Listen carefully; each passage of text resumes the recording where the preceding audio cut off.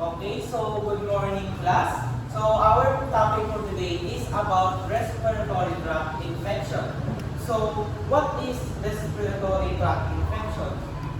So respiratory tract infection are infectious disease of the upper or lower airway, typically categorized by location upper, which is our nose, throat, and sinuses, or lower, which is our trachea, airways, and lungs. Common symptoms include cough, sore throat, congestion, or yung baladong airways, and fever. They are mostly viral, or they are get from the virus, often self-limiting, and represent a major cause of global morbidity, or what we call the number of people who get sick, and antibiotic misuse. So let's go to classification of respiratory tract infections. Of course, we have upper and lower. First is we have upper respiratory tract infection. Kindly please read Miss Mary Grace. An upper respiratory tract infection, or URI, is a contagious viral or the most common bacterial illness affecting the nose, throat, and sinuses, which is commonly known as the common cold, sinusitis, or pharyngitis. Key symptoms include congestion, runny nose, sore throat, cough, sneezing, and fever. They usually result in 7 to 14 days with rest, hydration, and over-the-counter medication. Thank you, Miss Mary Grace. So when we say contagious, it can spread from one person to another. So dito po sa upper respiratory tract infection, we have the common cold or yung na-experience natin na pagbubo, and of course we have sinusitis, balatong ilong, and pharyngitis, which is our sore throat.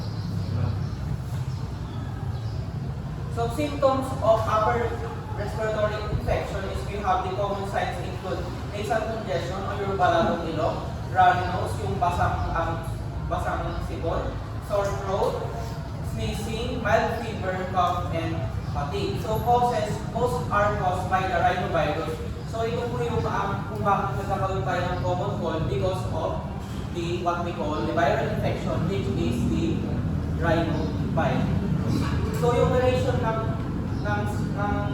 infection nito is it can typically last for 7 to 14 days through some papers which longer or chronic.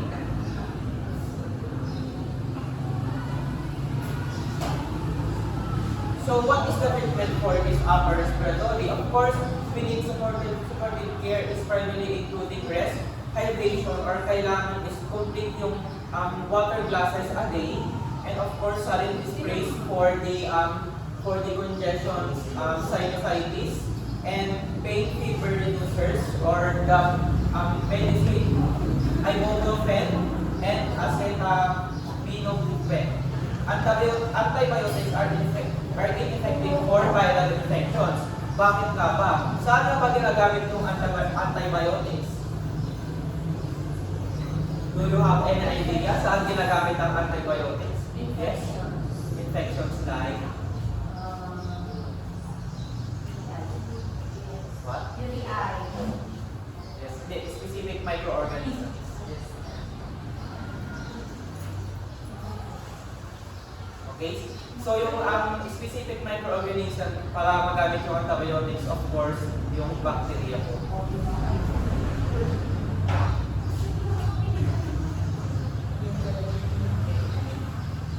So next is, first we have the upper respiratory infection, which is the common cold. It is a viral infection of rhinovirus. So ito po yung nagkakos ng common cold. Viral infection po siya, kaya po inuubo po tayo, or inuubo, sinisipon, yun po, and sneezing. So it is transmitted via airborne droplets or direct contact with contaminated surfaces.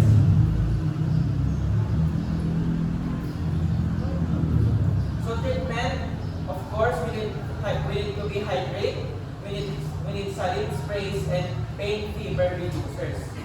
So that is factors transmission. As I said earlier, it spreads via respiratory droplets and hand-to-face contact. Next is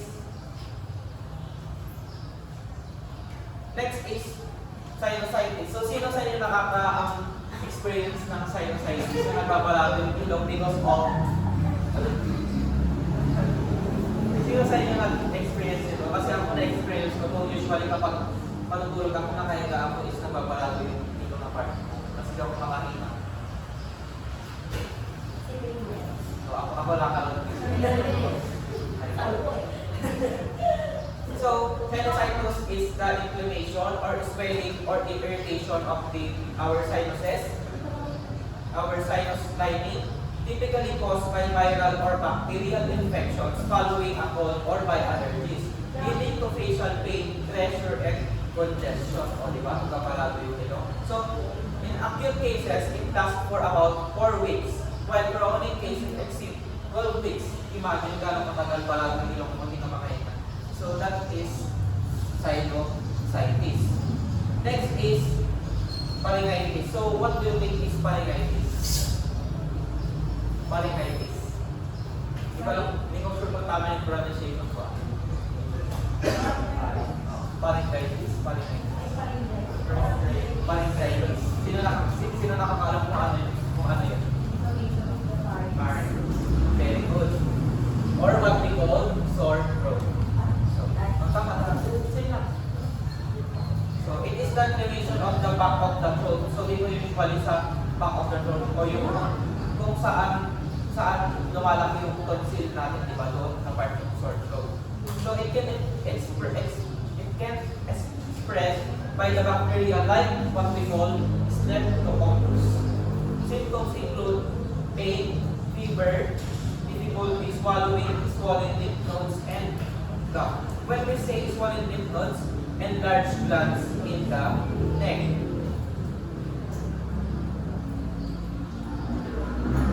So next is when to seek medical attention. So first, seek prompt care if symptoms include difficulty breathing or shortness of breath, high fever for more than 3 days, severe or persistent vomiting, signs of dehydration or severe dizziness.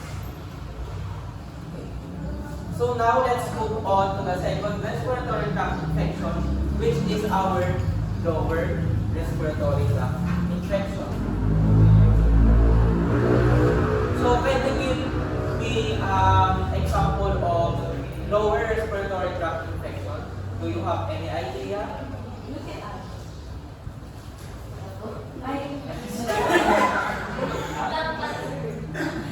Respiratory tract. Ito yung pinaka-famous na lahat. Yes, very good. Another one. Another, very good. Ay, tama yung sabi ni Kristen na bronchitis. Ano pa? Yes, asthma rin. Pneumonia. Oo. Yes, pneumonia talaga yung pinaka-famous. So, dahil tama ka, Eric, pakibasa ka. Lower respiratory tract infection affect the airways in the lungs below the vocal cords, including the trachea, bronchi,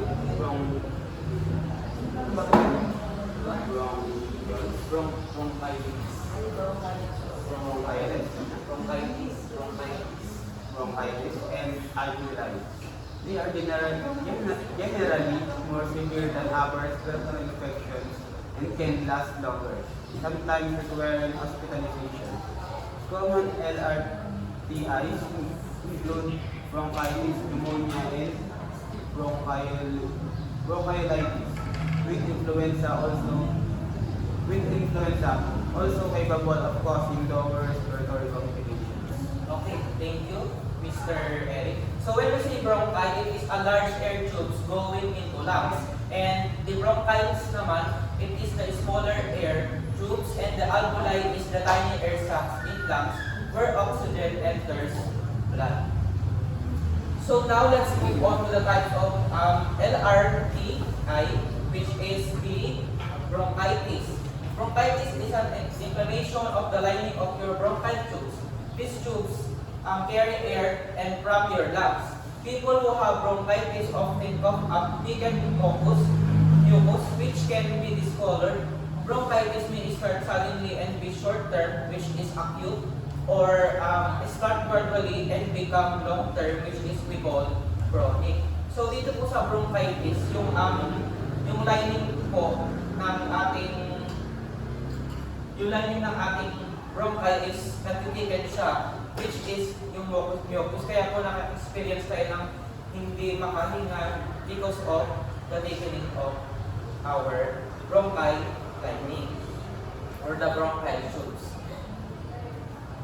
Next is bronchiolitis. So dito po is mas na-experience po dito yung mga children and infants. So it also causes swelling and irritation and build up mucus in a small airways of the lungs. So kagaya po siya ng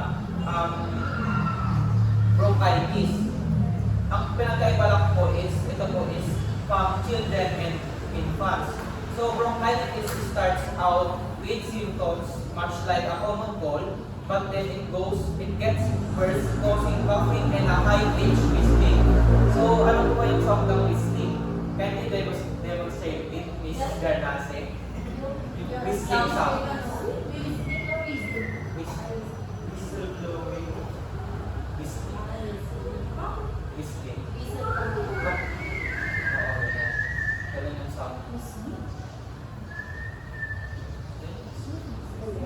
Or wheezing. Pwede din, minsan wheezing siya.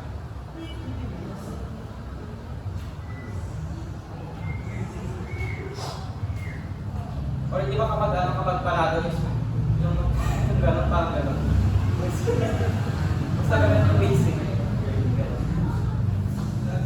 Now let's move on to the most famous lower respiratory tract infection, which is pneumonia. So it is an infection that inflames the air sacs in one or both lungs. The air sacs may fill with fluid or purulent material, causing cough with phlegm or fuse fever, chills, and difficulty breathing. A variety of organisms, including bacteria, viruses, and fungi can cause pneumonia. Pneumonia can range in seriousness from mild to life-threatening. It is most serious for infants and young children, people older than age 65, and people with health problems or weakened immune system. So share ko lang, yung lolo ko is namatay because of pneumonia at the age 85 years old. So when we say fuse, this is the thick yellow or yung kapag nagsisipon tayo is di ba thick yellow siya or green fluid because of the infection. Causes, it caused by viruses such as influenza viruses, respiratory syncytial virus or RSV, and rhinoviruses, bacteria including Streptococcus pneumoniae and Haemophilus influenza.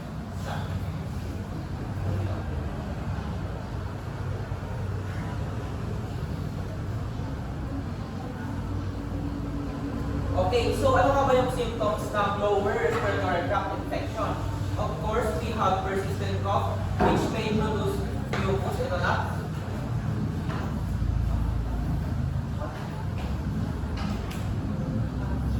Okay, so dito is makakaramdam tayo ng coughing and produce mucus. Dito na may kasama siyang siphon or phlegm while coughing.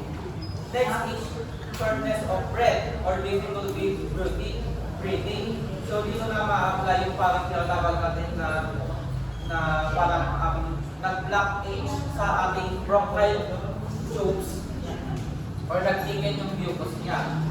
Next is fever above 100.4 Fahrenheit or 38 degrees Celsius. Fourth one is chest discomfort or pain, and fifth is fatigue and body aches, and the sixth is wheezing or whistling sounds during breathing. And the last one is severe cases may present with bluish lips or face confusion or rapid breathing, which require urgent medical attention. So when we say, kung bakit nga ba nagkakaroon ng bluish lips kapag nagkaroon tayo ng lower respiratory tract infection? Because it is a sign of low in oxygen. Very good, very please. So the risk factors for this is young children under 2 years old and older adults over 65 years. Second is individuals with chronic lung disease, heart disease, diabetes, or weakened immune systems. And lastly, pregnant women and smokers. Kaya iwasan nyo mag-smoke para maiwasan nyo ang lower respiratory tract infection. So, ang prevention for this lower respiratory tract infection, of course, we need to be vaccinated from the influenza, COVID-19, and pneumococcal infection.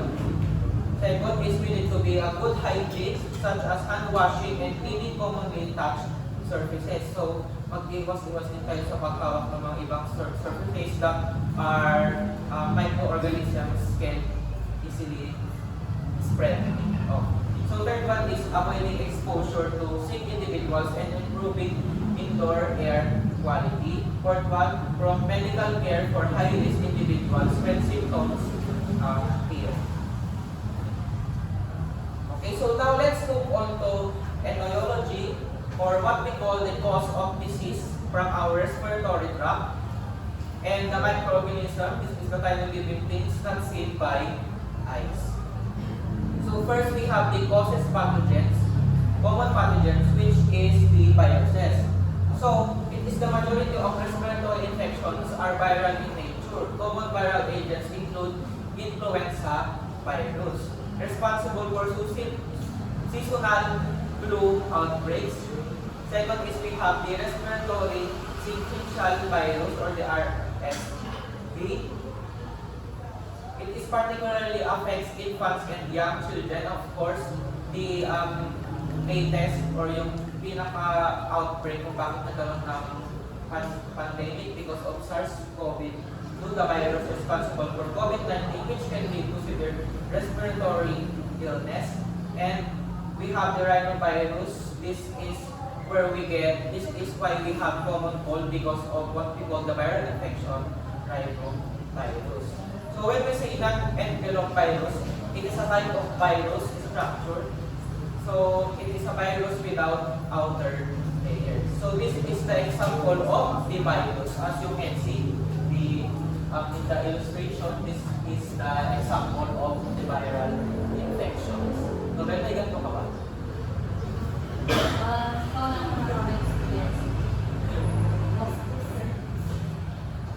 Okay, second one, we have bacteria.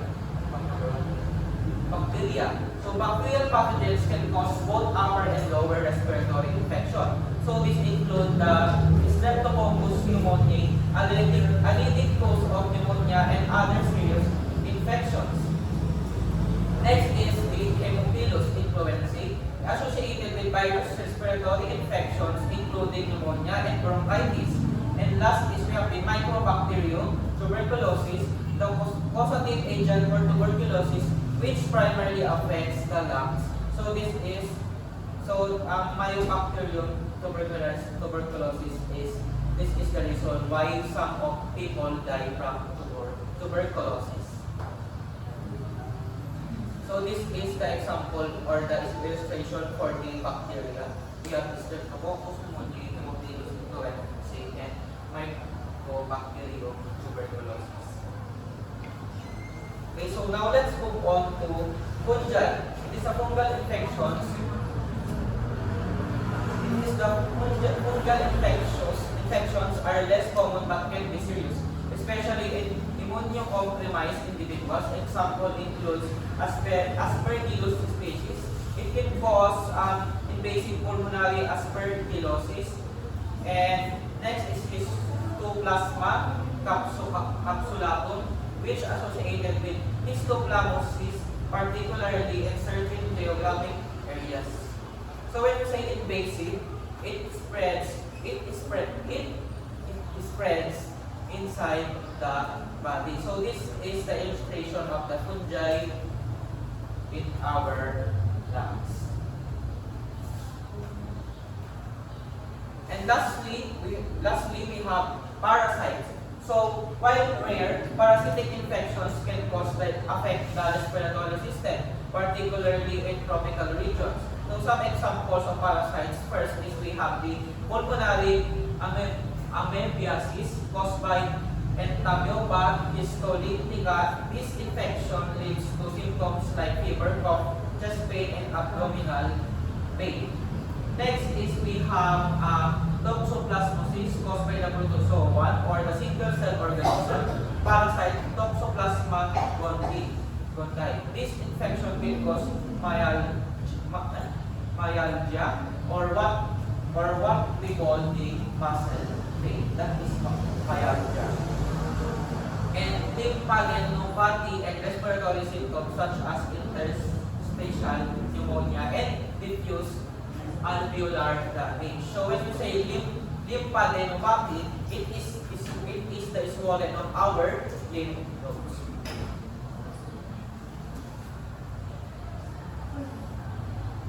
So this is the other example of parasites. We have pulmonary leishmaniasis and spondylitis. Now let's move on to the mode of transmission. Of course, first we have the direct contact. This involves touching infected persons such as kissing or sexual intercourse. It's also possible through contact with soil or vegetation harboring infectious organisms. Now, and next is the droplet spread. This is the pathogens are released into the air during actions like coughing, sneezing, talking, or laughing. These droplets can be inhaled by others nearby or land on their mucous membranes, leading to infection. And last is we have the airborne transmission. Pathogens are carried by dust or droplets, like suspended in the air. This mode is common for bacterial meningitis, strep throat, tuberculosis, and whooping cough.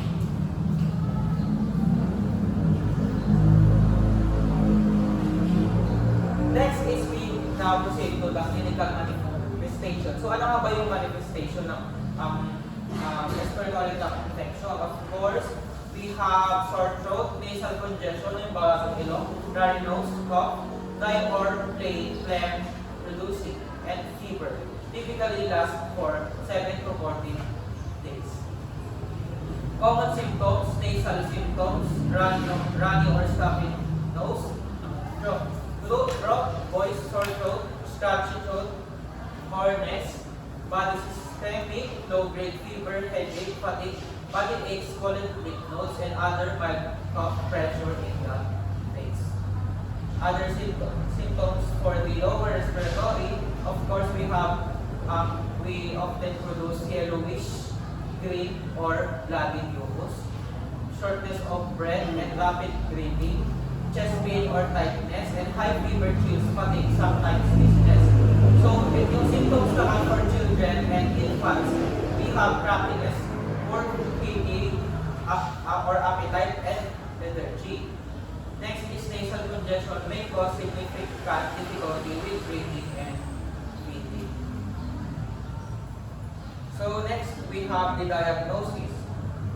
So, RTI are diagnosed through physical exam, symptom evaluation, and tests like nasal swabs or viruses, COVID-19 or viruses. Most upper RTIs are self-diagnosed, while lower infections may require medical imaging or blood tests. So these are the key diagnostic approach. We have the physical or doctor check for abnormal breath, sound, using the what we call stethoscope. Next is the laboratory test. This is the nasal laboratory test. First, we have the swab test. Nasal or throat swabs o yung ginagamit nila na parang cotton buds na mahaba. Ito kasi nila sa nasal lining, sa nose lining natin. So, second is we have the sputum test. Analysis of mucus for bacteria, and blood test, complete blood count or C-reactive protein to check for inflammation. Next is we have the imaging.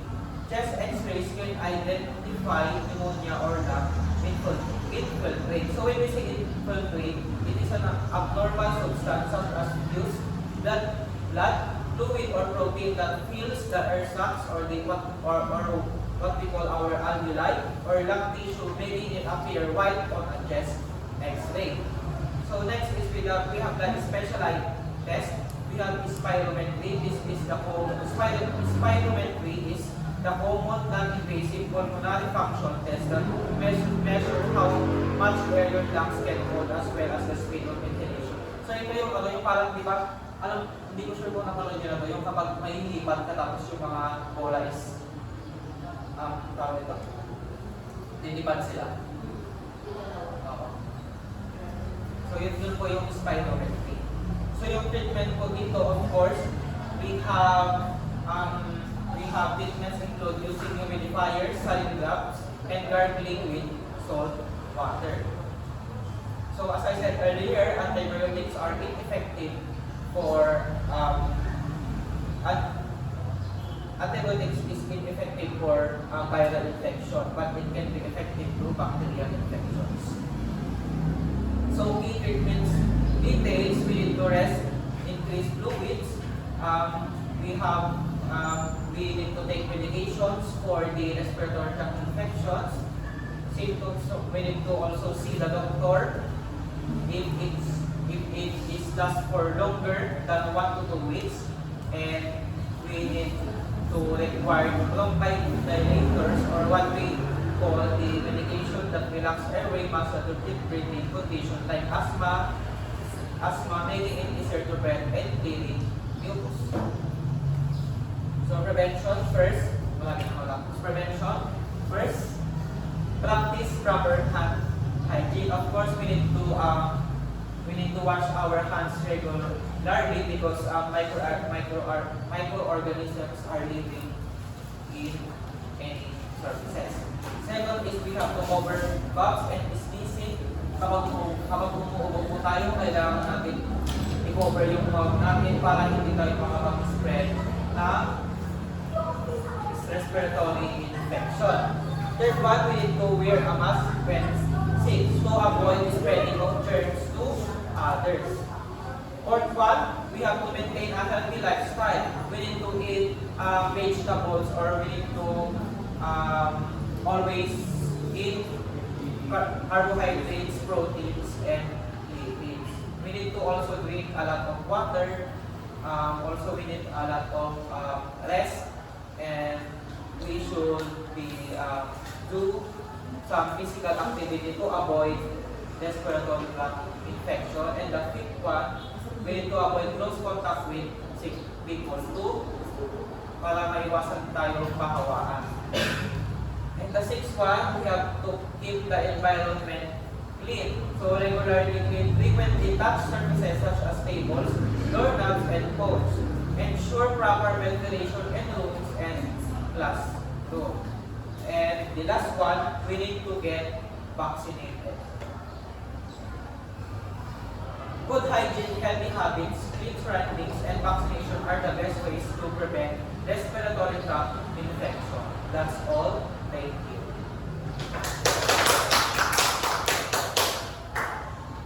Wisdom, ma'am? Miss tayo? Miss tayo? 5 minutes? Wait. Miss?